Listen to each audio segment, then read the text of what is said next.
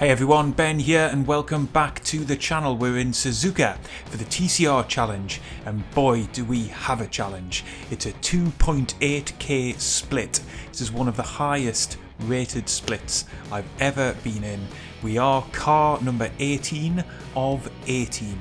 Thankfully, we've been able to qualify rather better than that, so we're going to be beginning the race in the mid-pack, and most cars did set a time.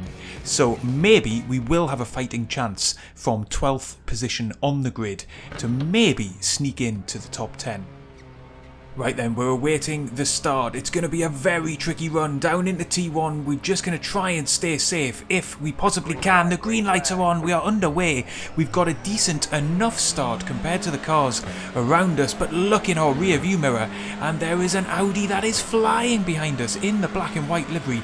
We meanwhile have got a car on our inside. We're going to just try and get back on the racing line on the outside and then swing back on the inside, but actually we have to take a wider line because we've got a Honda down our inside. That's Josh Slade and he has managed to squeeze past us 4 positions, so we have to just settle for tucking in back behind him and then up through the S's for the first time. There's been an accident up ahead, another Honda off in the grass. That looks like Kool-Aid has now beached it in the gravel, perhaps into the wall as well. We'll take a look back to see what happened to him when we get a moment's breathing chance. But for now we are following Josh Slade up the hill and into the Degners for the first time. Cars nose to tail right the way through the field. That means you have to get on the brakes just a little bit earlier, and your visibility, as you can see coming into Degner 2, is really compromised. I have no idea what's going on track up ahead of me.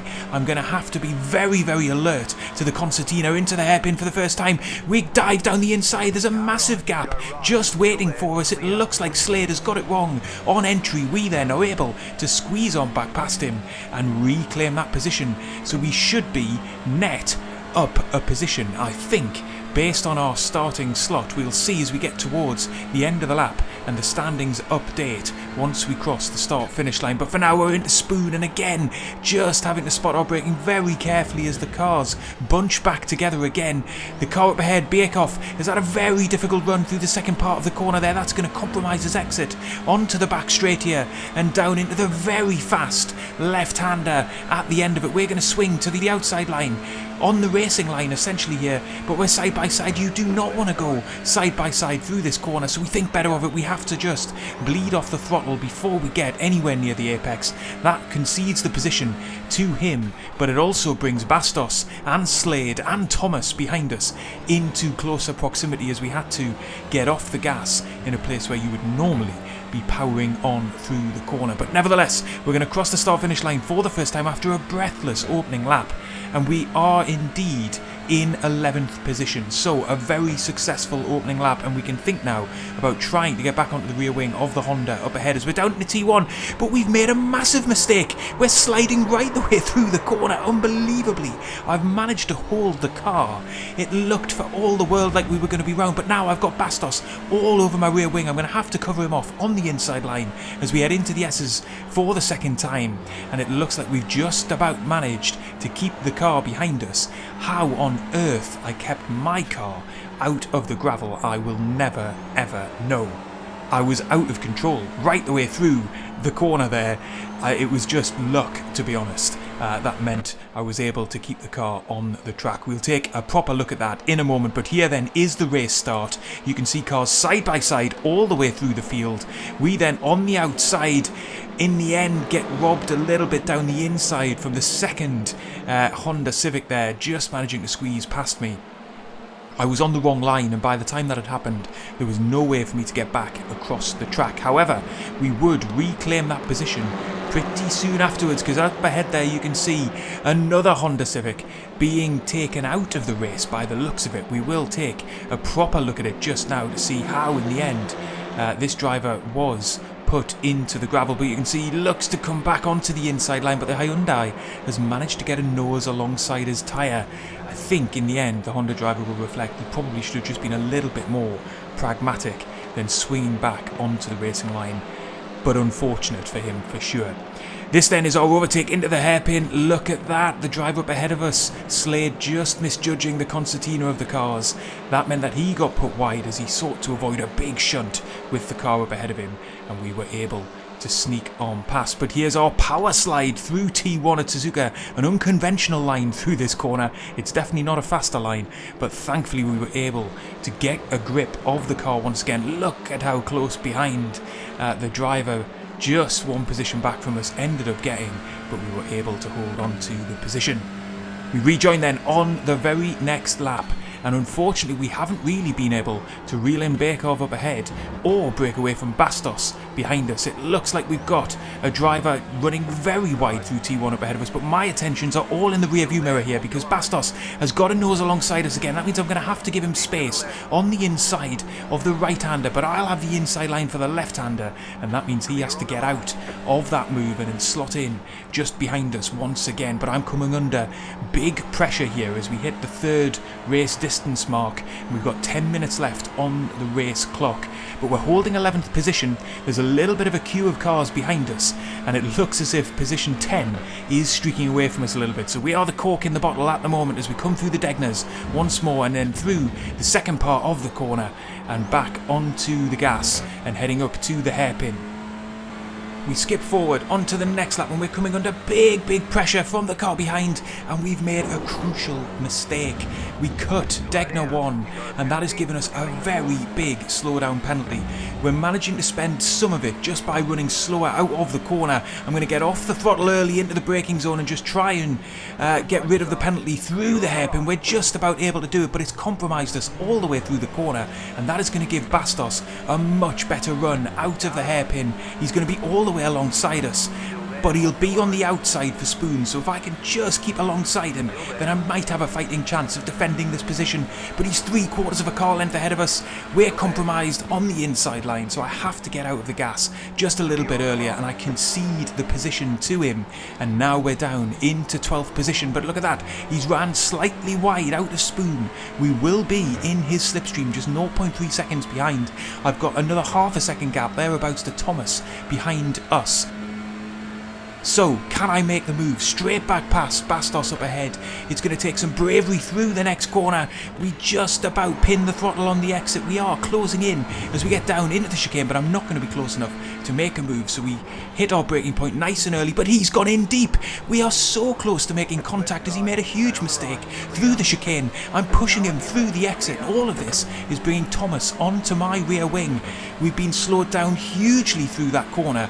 I'm going to try and stick in the slipstream of Bastos up ahead, but look at that, I'm coming under pressure from Thomas behind, so I'm having to switch back to the racing line to try and defend from him as we're now side by side into T1 once again.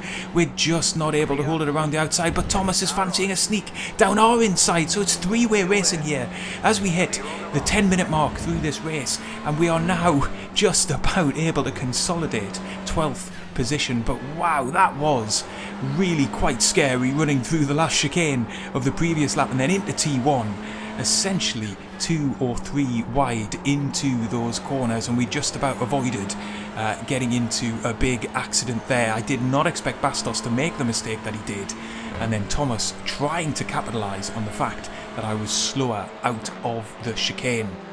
Here then is a replay of where we got that slowdown penalty. Really unfortunate. I was under pressure.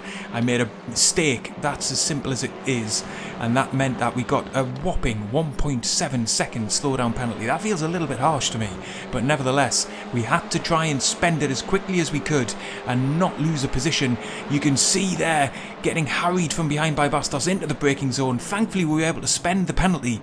But in doing so, it cost us on the exit of the hairpin, and that then put him all the way alongside us as we come through the snaking right-hander here. He's going to be on the outside for Spoon, but he had enough momentum into the braking zone. We were compromised on the inside, so I couldn't really defend the corner without risking, in fact guaranteeing, a big collision between the two of us. So I had to get out of it, and that's exactly what I did. But then, big surprise, just a couple of corners later into the chicane, he runs it in deep, and that then compromises us hugely through the exit of the corner and brings Keir Thomas behind us into play down the start-finish straight. We're nose to tail.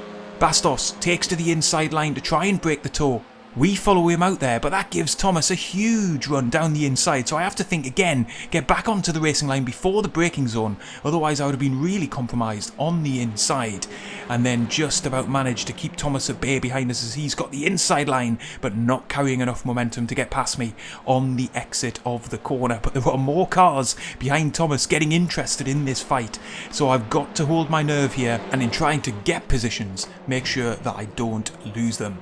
Back to the live action, and there's a couple of cars up ahead of us absolutely scrapping for their lives for position here as we're coming up into the hairpin, and disaster will strike for the car there on the outside as he will get tagged from the Audi from behind. The two come together, and that is a real bonus for me because it gifted us 2 positions. So that was just earlier in the current lap. Now that we're back in cockpit, so the standings will get updated as we come across the start finish line and show us up in 10th position. So we've managed to get up into the top 10. Now remember, this is a hugely competitive split as again Bastos is in deep into the chicane. We might get a run on him down into T1 here, and we'll be up into 9th place if we can squeeze past the Audi driver up ahead. But look in the rear view mirror here, Thomas has got an even better run than he did last time through the chicane. He's going to be down our inside here, so I'm going to have to get ready to defend around the outside. He's already a nose alongside us. I can't close off the inside line. There he goes down the inside. He's all the way alongside me here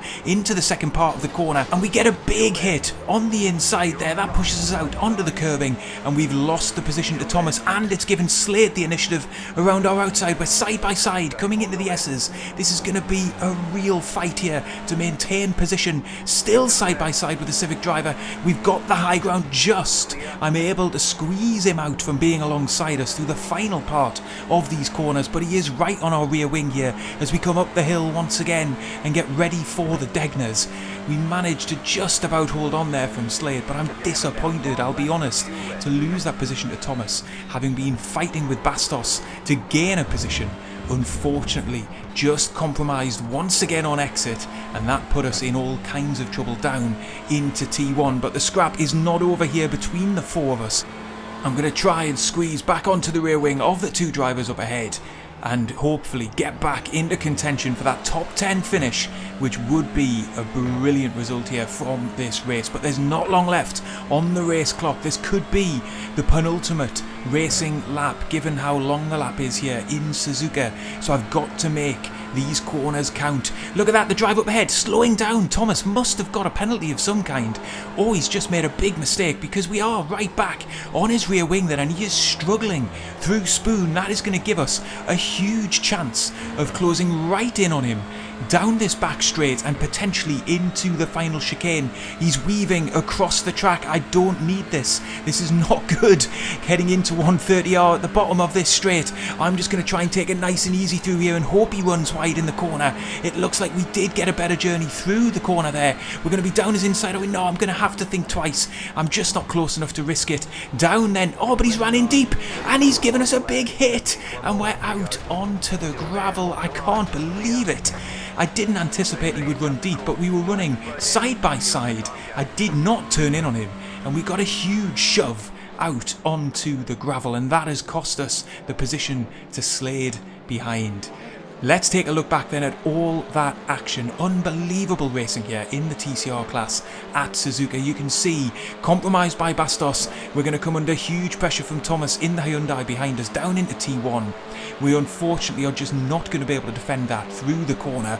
As you'll see in the braking zone, he's half a car length ahead, and then he just runs us out wide through the corner. As I try to retake the racing line, we get a bit of a shove, but actually he's far enough ahead to be given the space there, so not really any problem with his move there. But look at this defending from Slade, who tries to get the initiative on us through the S's. It looks for all the world at this point like we might have lost the position, but I'm able to hold on through the corner here to our left, and then just about have a car's length ahead into the right-hander and secure the position. Brilliant racing side by side through the S's here in the touring car class. Absolutely love that.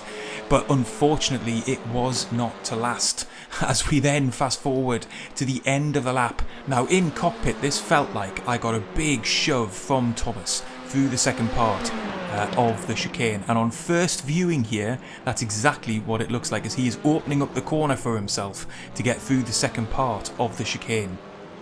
Unfortunately for both of us, it wasn't. It was netcode. You can see there clearly from the chase cam the cars did not make contact, but unfortunately one or more connections on the server meant that the game felt that we did. So that is just really unlucky. I can't really have many complaints with Thomas there, although it felt very different in the cockpit. We rejoined the live action then on the very last lap of the race. We're going to have to settle for coming home in 12th position.